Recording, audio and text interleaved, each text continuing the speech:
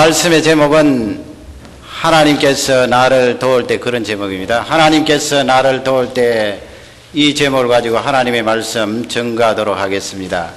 하나님께서 우리 모두를 누구나 도우십니다.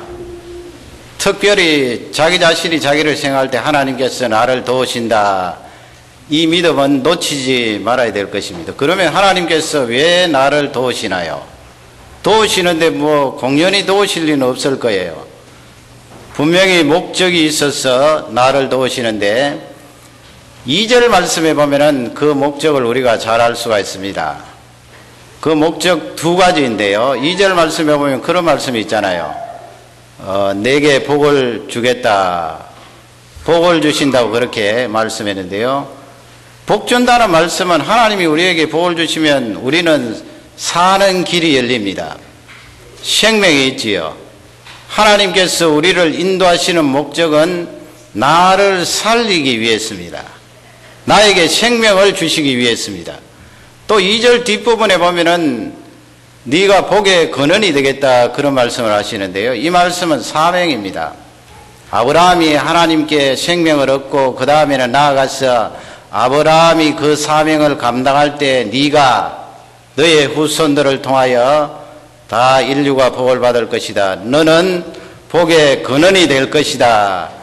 그러니까 이것은 사명을 말합니다. 하나님께서 왜 나를 인도하시는가?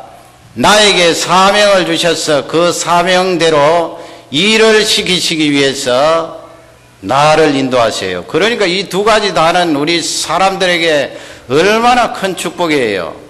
하나님이 나를 살리시기 위해서 인도하시고, 하나님께서 나를 일시키시기 위해서 인도하시니까 축복 중에 축복이에요. 하나님은 그냥 능력이 많으시기 때문에 말씀 한마디로 일을 다 처리해 나가실 수 있습니다. 그럼에도 불구하고 나를 부르셔서 나를 살리시고 나에게 일을 맡겨주시니까 이것은 대단한 축복이에요. 축복 중에 축복입니다. 오늘 말씀은 하나님께서 아브라함을 인도하시는데요. 이 말씀이 아브라함에게만 해당되는 것이 아니고 하나님의 자녀인 나에게도 분명히 해당되는 것을 알 수가 있습니다. 하나님께서 나를 인도하세요. 문제는 내가 믿음이 없어서 하나님께서 인도하시는가 인도하시지 않는가 회의를 품고 하나님의 인도하심에 대해서 거절할 때가 있기 때문에 그것이 문제예요. 하나님은 분명히 하나님의 자녀인 나를 인도하세요. 공연히 이 세상에 태어난 사람은 아무도 없는 것입니다. 목적을 두고 인도하시는 하나님의 인도를 오늘 이 예배 중에 찬양하시고 기뻐하시기를 주님의 이름으로 축원합니다. 그러면 어떻게 하나님께서 나를 인도하시는가? 인도하시는 방법들이 있지 않겠어요? 그 방법들을 우리가 잘못 알면은 그것 때문에 시험에 빠져서 신앙생활에 느슨하거나 포기하는 그런 경향이 있습니다. 오늘 말씀을 통하여 하나님께서 나를 인도하실 때 이런 방법을 사용하시는구나, 이 내용을 통하여 은혜가 되시기를 바랍니다. 첫 번째, 하나님께서 나를 인도하실 때는 환경을 바꾸세요. 환경을 바꾸시면서 나를 인도하신다. 우리가 얼핏 생각하기를 내가 환경이 바뀌어지면은 흔들리는 것이 사실 아니에요. 아니, 지금까지 하나님 아버지 내가 평안하게 잘 살고 있었는데 갑자기 이렇게 환경을 바꾸어 버리시면은 내가 흔들리지 않습니까? 불안합니다. 누구든 여러분 자기가 살고 있던 그 환경이 평안하게 안정되게 가기를 원하지요. 그럼에도 불구하고 하나님께서는 가끔 환경을 바꾸시면서 우리를 인도하신다는 그 사실을 놓치지 말아야 됩니다. 거기에 낙담을 해서는 안 되는 거예요. 하나님 과연 살아계시면 왜 나를 이렇게 환경을 바꾸시나요? 하나님이 과연 주무시나요? 나를 그냥 방치하시는 것은 아닙니까? 환경이 이렇게 달라지고 바뀌어지는데 하나님은 뭘 하고 계십니까? 그렇게 회의를 품는 우리가 될 수가 있는데 그렇게 하지 말라는 말씀이 오늘 말씀입니다. 1절 말씀에 보면은 하나님께서 아브라함에게 그런 말씀을 주시지요. 생생하게 귀에 들을 수 있도록 아브라함에게 말씀을 주십니다. 너는 본토 친척, 너는 본토 너의 친척 아비 집을 떠나라 말씀하십니다. 떠나서 내가 너에게 지시할 땅으로 가라. 그런데 그 말씀에 보면은 내가 너에게 지시한 땅이 아니에요. 그러니까 하나님께서 처음부터 아브라함을 향하여서 그 지역 이름을 가르쳐 주시면서 내가 그 지역을 선정했으니까 너 거리로 옮겨라 그렇게 말씀하신 것이 아니고, 말씀을 주실 때 내가 너에게 지시할 땅, 미래에 가르쳐 주시겠다는 말씀이지요. 참 막연합니다. 한번 생각해 보시기 바랍니다. 본토 너의 친척 아비 집을 떠나라, 이 말씀은 아브라함이 안정되게 살던 그곳을 떠나라는 말씀인데 환경의 변화를 말씀하는 거예요. 하나님께서 아브라함에게 환경을 바꾸시겠다고 말씀하고 계시는 것입니다. 누군들 그 안정된 환경을 파하고 떠나기를 좋아하는 사람이 누가 있겠습니까? 아브라함도 마찬가지인 것입니다. 부모님 밑에서 친척들이 많이 있는 그곳에 살기를 바랬습니다. 그리고 아브라함이 살았던 그 메소포타미아 지역은 아주 기름진 땅이 있는 곳이에요. 사람이 살기가 좋은 곳입니다. 그 땅을 버리고 떠나라고 하나님께서 말씀하시니 이 아브라함의 그 상황이 쉽지가 않은 것입니다. 하나님께서는 이렇게 종종 우리에게 환경을 바꾸시는 때가 있습니다. 그럴 때 여러분, 우리는 실망하거나 낙담해서는 되지 않습니다. 하나님께서 나를 도와주시는가? 나와 함께 하시는가? 하나님이 나를 도와주시고 함께 하시기 때문에 환경을 바꾸시는 거예요. 우리 자녀들이 부모님 밑에서 20년 이상 성장하지 않습니까? 요즘은 뭐 이 결혼하는 나이가 점점 높아져서 한국도 보면은 30살 넘고 하는 경우가 많은데 20년 이상 부모님 밑에서 부모님과 함께 살면 얼마나 그 자리가 따뜻해요. 우리 자녀들 감사를 못하는 경우가 있는데 그것은 무릎을 꿇고 회개를 해봐야 돼요. 하나님 앞에. 부모님의 품과 그늘이 얼마나 안정이 되어 있고 얼마나 그 품이 큰지 하나님 앞에 회개를 해야 돼요. 그래서 늘 감사를 해야 되는 것입니다. 우리 자녀들은 잘 모를 거예요. 그 안정되고 포근한 품을 잘 몰라요. 그러나 성경 말씀은 하나님께서 너희들 그 부모를 떠나 그랬잖아요. 부모를 떠나, 남자에게 부모를 떠나 그 아내와 연합하여 둘이 한 몸을 이룰지로다. 결혼을 말씀하시고 가정을 말씀하셨습니다. 가정 단위를 말씀하셨어요. 왜 하나님께서 이 자녀들을 그냥 부모님 밑에서 30년, 40년, 50년 평안하게 거하도록 하지 않고 떠나라고 말씀하는 거예요? 부모님과 관계를 끊고 부모님과 등지라는 말씀이 아니겠지요. 부모님을 떠나라는 말씀은 독립하라는 말씀이에요. 독립을 해야 됩니다. 독립하지 않으면 하나님의 인도하심을 체험할 수가 없어요. 우리 1세대 부모님은 사실 자녀들을 책임지고 있기 때문에 하나님의 인도하심을 느끼고 체험을 합니다. 그러나 자녀들은 2세대입니다. 2세대들은 간접 체험밖에 할 수가 없어요. 그래서는 하나님의 인도하심을 누릴 수가 없는 것입니다. 부모를 떠나, 이 말씀은 부모의 그늘을 벗어나면 두렵고 떨리잖아요. 흔들리잖아요. 나가기가 싫잖아요. 그럴 때 하나님의 인도하심을 바라봅니다. 두렵고 떨리고 힘들 때 하나님이 나를 인도하시는구나, 그것을 생생하게 느끼게 되는 것입니다. 모태신앙이라고 그러는데, 모태신앙, 엄마 이 태에 있을 때부터 내가 신앙생활했다, 모태신앙이라고 하는데 모태신앙의 장점이 많지요. 얼마나 좋아요. 어릴 적부터 엄마 태에서부터 성경 말씀 듣고 찬송 소리 듣고 얼마나 좋아요. 그래서 그 신앙은 뿌리가 있단 말이에요. 그러나 단점이 있습니다. 그 단점은 뭐예요? 열성이 없습니다. 강력한 헌신이 없어요. 그러기에 하나님께서 모태신앙자에게 가끔 환경을 바꾸세요. 예를 들면 한국에 살다가 이쪽으로 번쩍 들어서 옮기십니다. 그러면 이 캐나다 땅에 이민 오면은요, 그때부터 모태신앙인 내가 얼마나 믿음이 없는가 깨닫기 시작합니다. 흔들흔들합니다.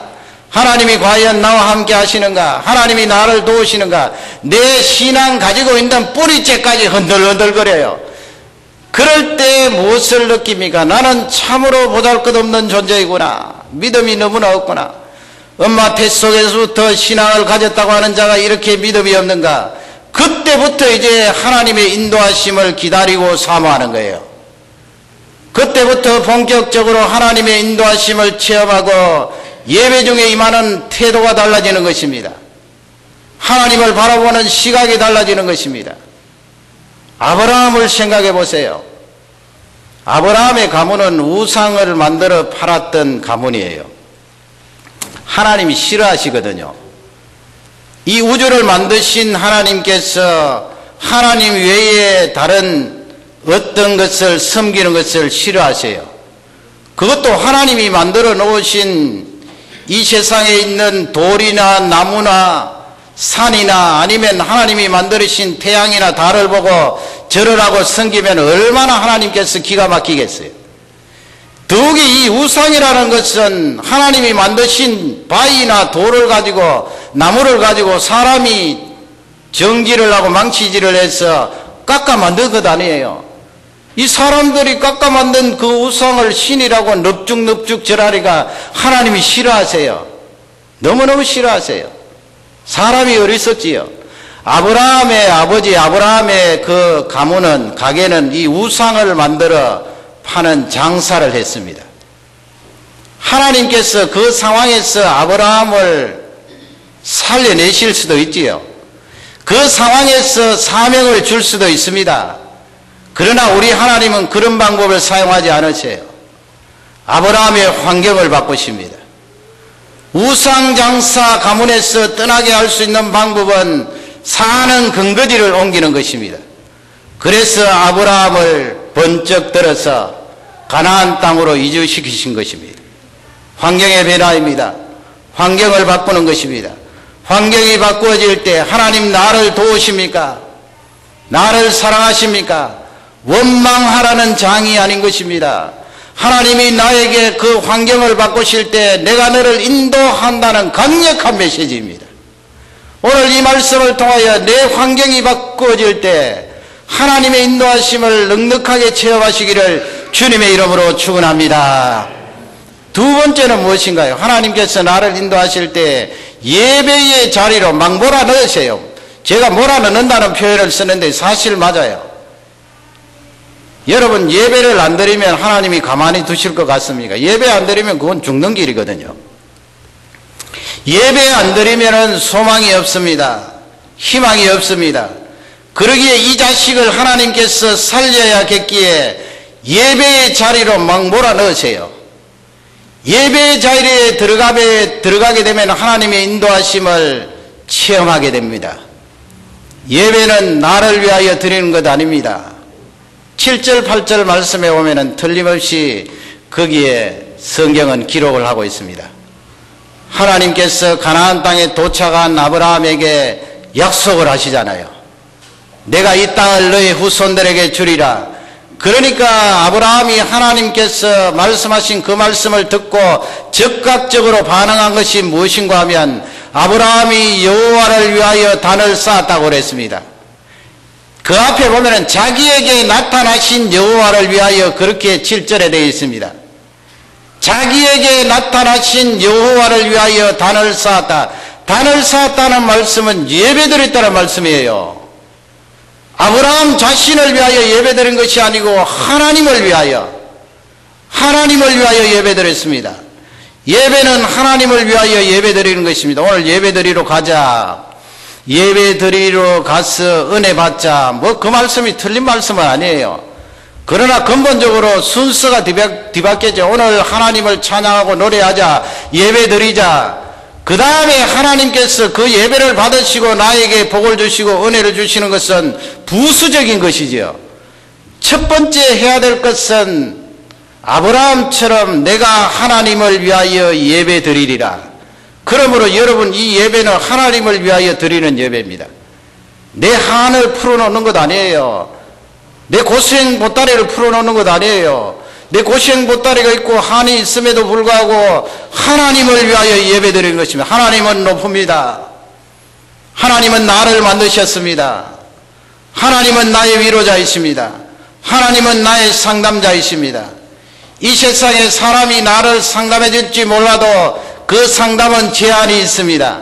하나님 아버지, 나의 최고의 상담자는 하나님이십니다. 그러므로 하나님을 위하여 예배드리는 것입니다. 예배는 하나님을 위하여 예배드립니다.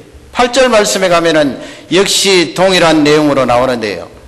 이 아브라함이 가나안 땅에 들어와서 서쪽으로는 베델, 동쪽으로는 아이, 그 사이에 지금 들어왔다고 성경은 기록합니다. 그 사이에서 아브라함이 무엇을 하나요? 다시 하나님 앞에 단을 섰습니다. 거기에도 보면은 여호와를 위하여 단을 쌓고 하나님의 이름을 불렀더라 그랬습니다. 하나님 앞에 단 쌓는 것입니다. 예배드리는 것입니다. 하나님의 이름을 부르는 것입니다. 지금 여러분 이 예배를 통하여 하나님의 이름을 부르지 않아요. 하나님은 없습니다. 하나님은 나의 주인이십니다. 하나님은 나의 영광이십니다. 하나님은 나의 구원자이십니다. 하나님은 나의 인도자이십니다. 예배를 통하여 내가 인도자가 되었던 나를 내려놓고 하나님의 그 인도하심을 바라보는 것입니다. 그러기에 우리 하나님은 이 예배 시간을 염두에 두시고 우리를 막 몰아넣으세요. 막 몰아넣으시는데 삐적삐적 딴 데로 빠져나가면 하나님이 가만히 두시지 않아요. 몰아넣는데도 불구하고 삐적삐적 빠져나가면 가만히 두실 리가 있겠습니까? 가만히 두시면 그냥 죽는데요. 억지로라도 이 예배 시간을 막 몰아넣습니다.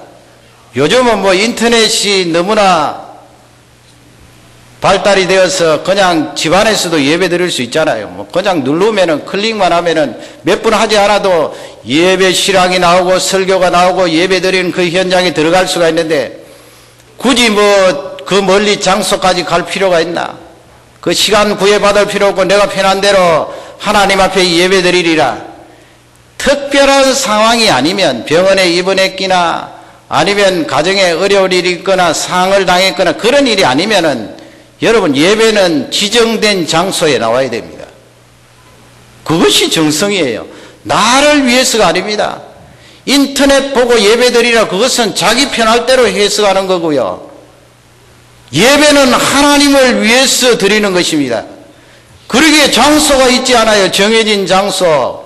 이 교회 갔다가 저 교회 갔다가 왔다 갔다 하는 것이 아니고요. 정해진 장소에 정해진 시간에 정해진 요일에 하나님 앞에 나와서 예배 드릴 때 하나님께서 그 영혼을 그 인생을 인도하시는 거예요.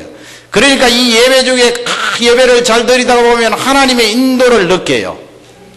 내가 지금 환경이 바뀌고 이렇게 어려운데 부들부들 떨립니다. 하나님 이 방향이 맞습니까? 저 방향이 맞습니까? 그럴 때 하나님께서 이 예배 중에 나를 인도해 주심에 대해서 무게를 실어 주세요. 내 마음속에 흔들림이 사라집니다. 회의가 사라집니다. 아, 이 길은 틀림없이 하나님이 인도해 주시는 길이구나. 예배 중에 하나님을 찬양합니다. 하나님을 위하여 예배를 드리다가 내가 수지를 맞는 거예요. 이 예배를 드리다가 하나님의 인도하심을 체험하시기를 주님의 이름으로 축원합니다. 여러분 우리가 제2세들을 2세, 3세 여기서 이 대를 이어서 신앙생활을 해야 되는데 중심 내용은 예배입니다. 예배. 자식들이 예배 안 드리면은 그건 대단히 위험해요. 우리 부모님들은 목숨을 걸고 그것을 주장해야 돼요. 예배 안 드리면 볼 것도 없는 거예요. 예배를 통하여 자녀들의 앞길을 인도해 주시고 우리 부모님들의 앞길을 인도해 주시고 아브라함의 길을 인도해 주시는 하나님을 찬양합니다. 예배 자리로 몰아넣으십니다. 이 예배 자리를 통하여 하나님의 능력을 마음껏 체험하시기를 주님의 이름으로 축원합니다. 마지막 세 번째는 뭘까요? 세 번째는 차가운 현실을 나에게 허용하세요. 허용. 차가운 현실을 나에게 허용하세요. 생각해 보시기 바랍니다. 하나님 아버지, 제가 하나님의 인도하심을 믿습니다. 하나님의 인도하심을 바라봅니다 하면서 하나님 인도하심대로 딱 왔는데 모든 여건이 잘 갖추어져 있으면 얼마나 좋을까요?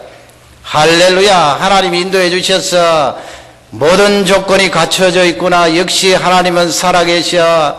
하나님은 나의 영광입니다. 노래하고 찬양할 것 아니에요. 그러나 우리 하나님은 우리를 인도하실 때 그렇게 따뜻한 환경만 조성하는 것 아니에요. 그것을 아셔야 돼요. 차가운 현실도 허용을 하신단 말이에요. 차가운 현실. 너무 차가워서 살을 에일 듯한 그런 현실임에도 불구하고 하나님은 허용을 하실 때가 있어요.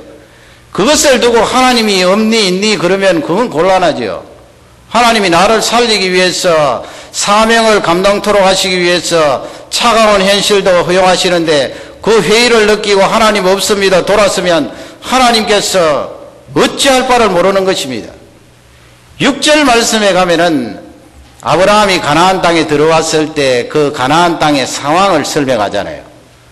6절 뒷부분에 보면은 그때에 가나안 사람들이 그 땅에 어떻게 했다고 그랬어요? 거하였다고 그랬어요. 살았다고 그랬어요. 이 말씀을 한번 생각해 보세요.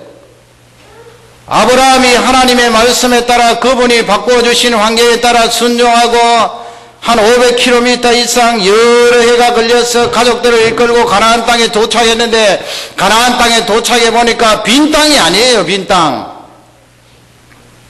마치 유럽 사람들이 배를 타고 신대륙에 도착했더니 야호 신대륙이다. 우리가 살 수 있는 대평원이다. 내려보니까 거기에 누가 있었어요? 원주민들이 있었잖아요. 먼저 와서 살고 있는 사람들이 있었습니다. 아브라함도 마찬가지예요.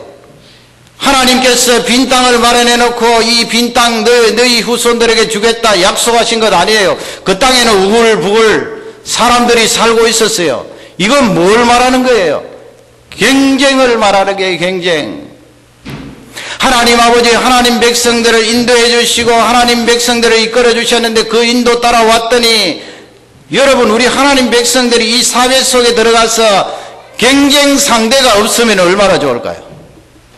그냥 들어가서 사업체를 하면 잘 되는 거예요. 그냥 직장생활 그냥 경쟁 없이 원서만 내면 들어갈 수 있고 우리 아이들 학교 가면은 상대가 없이 그냥 공부하면은 다 잘하고 그러면 할렐루야 하나님이 나를 인도해 주셔서 이렇게 무사 통과시켜 주시네요. 우리 하나님 그렇게 잘 하시지 않는다는 거예요. 그렇게 하실 때도 있지만은 대개는 차가운 현실에 부딪히게 하는데 그 현실 가운데 하나가 무엇인가 하면 경쟁입니다. 예수님 믿는 사람도 사회 속에 들어와서 사업체를 경영할 때 전략이 있어야 되고 지혜가 있어야 되고 경영하는 마인드가 있어야 되잖아요.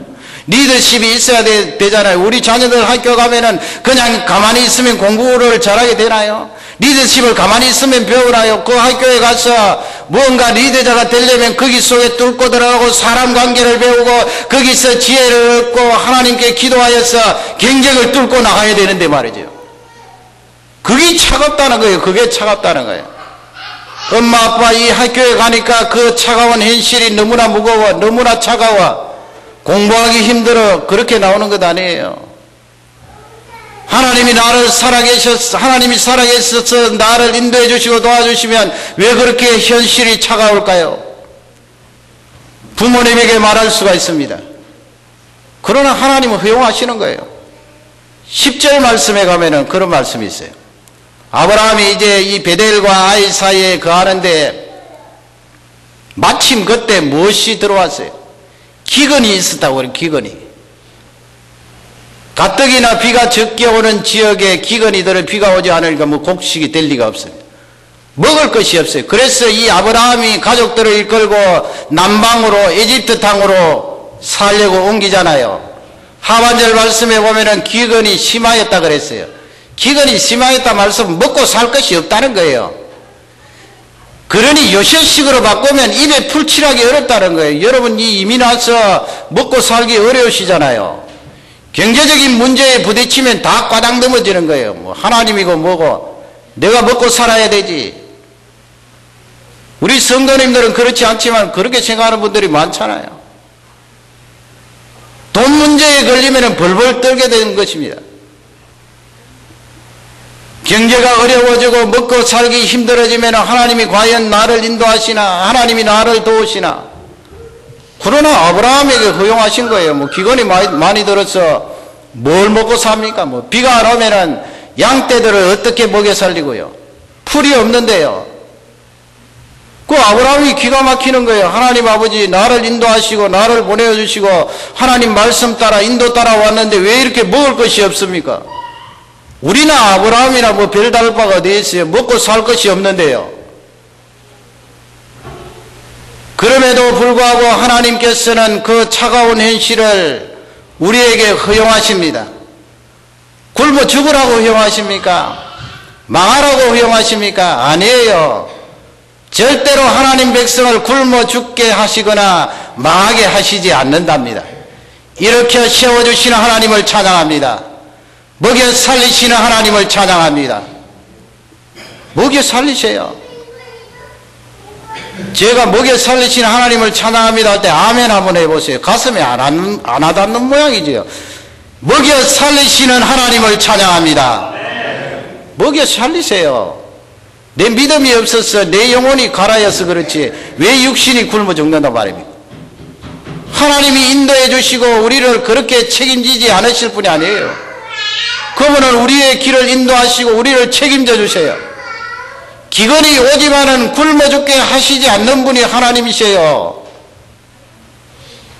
아브라함이 에집트 땅에 내려가서 거기서 사연이 있었지만 하나님께서 많은 것으로 채워주시잖아요. 아브라함은 굶어 죽지 않았습니다. 아브라함은 가나안 땅에 여전히 살 수가 있었습니다.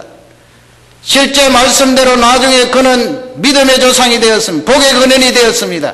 하나님은 굶어 죽도록 우리를 버려두시지 않는 것입니다.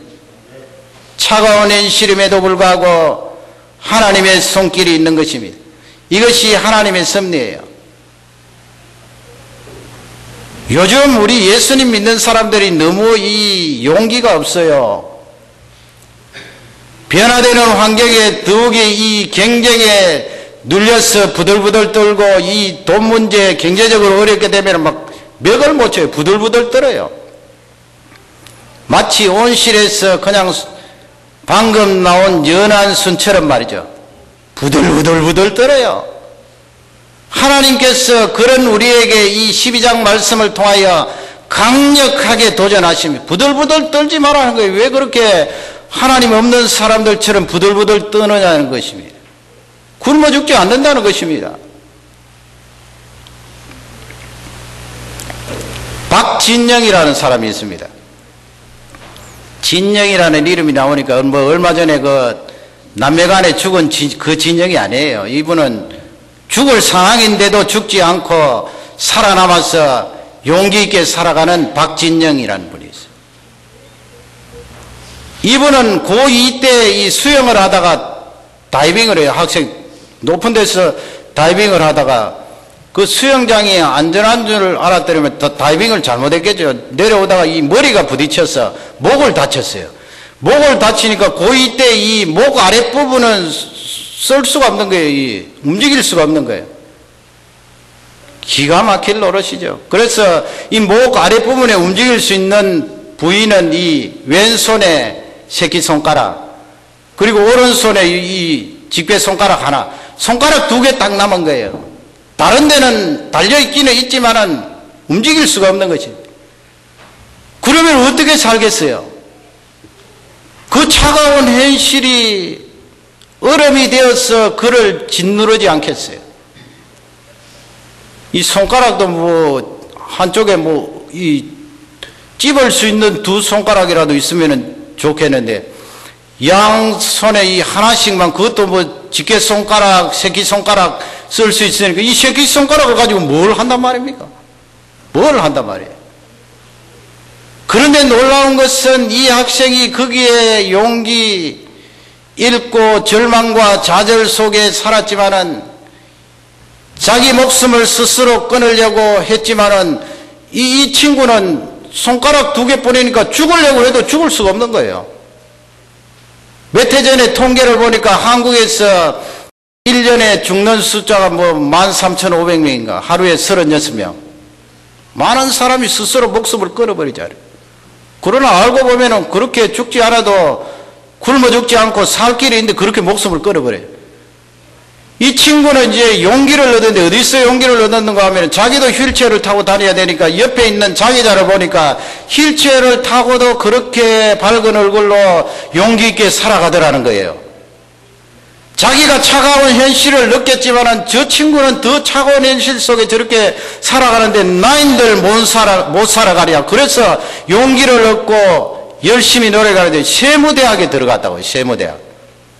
세무대학에 들어가서 거기서 열심히 공부를 해서 국세청에 취직을 해서 하는데 이 젊은이가 그 2개 남은 손가락을 가지고 한국에 있는 자격증을 9개나 땄다고요.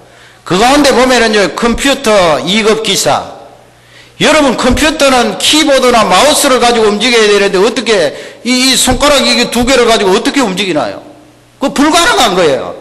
그럼에도 불구하고 그가 차가운 현실에 도전을 해서 그런 자격증을 국제 세무 자격증, 그리고 2003년도에는 이